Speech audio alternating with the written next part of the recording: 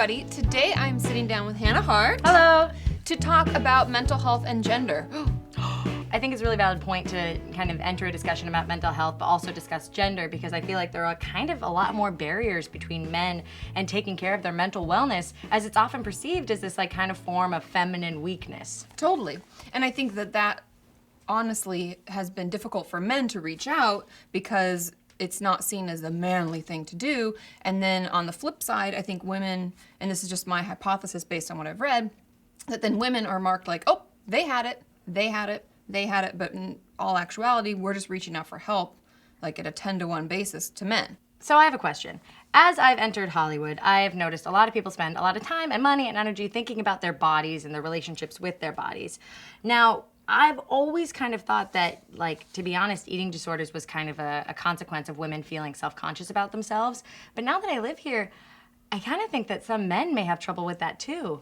Yeah. Is there any truth to that? Yeah, there definitely is. And the interesting thing is that we had a new DSM come out. For those of you who don't know what the DSM is, it's just like the diagnostic Bible for mental health clinicians. It's not the end-all be-all. The DSM came out 2 years ago, a new one, first time in 10 years, and they added in binge eating disorder to it as a diagnosis. Now, I've known it's been going on forever and ever since I was in school, but they finally added it in as a diagnosis, and because of that, we found that over 40% of those who struggle with binge eating disorder are men. Whoa. Ugh, I'm checking myself right now because I probably I never thought about binge eating in relationship to men. Though, if I think about people that I've known in my life, you know, the image of a guy just kind of standing blankly in front of a fridge, I wouldn't even think about that as binge eating. Yeah, or like they're carbo loading because they're going to work out, like that. There's a difference between what we've considered in the past, like manly or okay for men to do. It's okay for men to drink tons of beer and eat chicken wings or something, but it's not okay for women, or... Because then it's a disorder? Exactly. And I think that, I mean, and this is just all us talking, obviously, about this topic, but I think it's important to recognize what stigmas we place and what assumptions we make when it comes to especially eating disorders. The next common misconception that we hear about mental health as it relates to gender is that women are more predisposed to get personality disorders, more specifically borderline personality disorder. And this, I'll just be short and sweet with this one, because the truth of it is the way that women deal with mental health issues is more internal. We tend to turn it in on ourselves, we ruminate, we feel bad about ourselves, we take it out on ourselves. So they say that women, if we're gonna self-harm, like we talked about a little bit before, like if we're gonna cut ourselves as a way to cope, we're gonna end up in the hospital and we're gonna get marked down as like a borderline personality disorder. And so men may have the same symptoms, but it doesn't express itself outwardly, so it's not getting marked down. Whoa. Hold up. Question. Mm-hmm. So when you say borderline personality disorder, I walk me through the association with self-harm to borderline personality disorder. Because when you say borderline personality disorder, I think like, what, they've got multiple personalities? I just don't know what you mean. That's okay. It's a good question. So someone with borderline personality would struggle with attachment. Usually it's something that occurs to us when we're younger. A lot of people who've had PTSD as a child won't attach to a primary caregiver. And so we have like, I love you, I hate you, I love you, I hate you kind of feeling. And I have a video I can link in the description if you want more details about it. But because it is a very emotionally expressive disorder, a lot of people have said it's women primarily, and we've come to find out that's actually not true.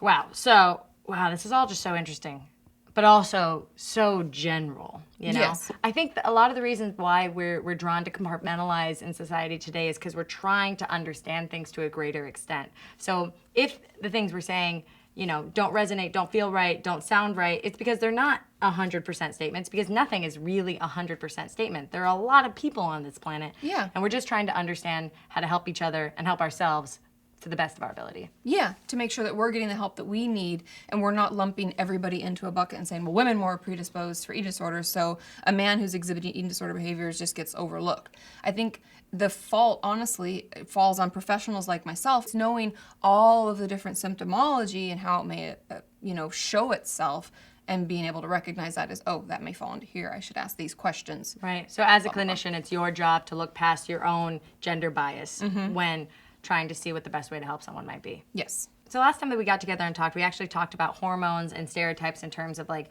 women's mental and emotional imbalances due to hormones.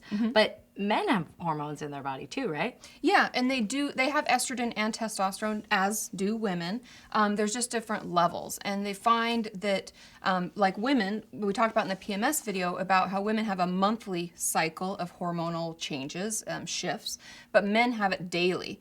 And we talked a little bit about it in that video, but just to reiterate, the testosterone levels rise through the night for men and then go down after they wake up, and at 2 to 3 p.m. that afternoon is when they're at their lowest, and they may feel depressed or lethargic or even sometimes irritable just because of the hormone shift that's happened that day.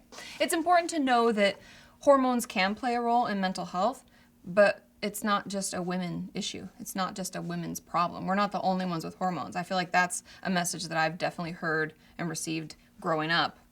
Growing up in our horrible sex education system, where only 22 states provide sex education in schools and 13 of them have it be anatomically accurate. Yep. But it does speak to the fact why we really can't beat ourselves up for not knowing this and not having it be common knowledge, or thinking that all of our current conceptions are true if we haven't investigated them, which is why it's so important that channels like yours exist, because you're bringing this knowledge to everybody who's more easily accessible. And I think it's important that we, as people who've experienced different things, felt things differently, need to talk about it. I know I hear from a lot of men viewers that they struggle with borderline personality disorder or eating disorders, and know that you're not alone, and that doesn't make you weird or wrong.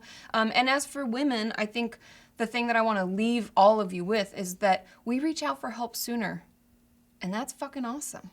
Yeah. The sooner we reach out, the better. I know for myself, if I let myself stew, like from the moment I think, oh, I should probably go back to see my therapist, if that goes on for too long, it gets harder and harder to make that appointment and get out. And so then I end up feeling worse for a longer period of time. So the sooner we reach out, the better. And I think that's why women are more resilient with this. But men, make the change. That's interesting. You know, you bringing that up. Yeah, I like that. Men make the change. Wow, I've learned so much. And you know what? When in doubt, just reach out. Ooh, everything's better with a limerick. You are new to my channel and you, like Hannah and myself, find mental health information interesting and exciting. Don't forget to subscribe. I put out videos every Monday and Thursday, and I'll put the links to the articles that I found so that you can read and draw your own conclusion, because I feel like the more we educate ourselves, the more we talk about it, starting the conversation is the most important thing. Katie, thank you so much for having me. Thank you so much for being here. It's just so great to have these like healthy, positive discussions, and I always feel like I walk away learning a little something. Well, thank you for taking the time to talk with us, and I will see you all next time. Dun, dun, dun, dun, dun, dun, dun. I like to shake it off a little bit. You know? Not like that, but Yes, like that. Sounds good.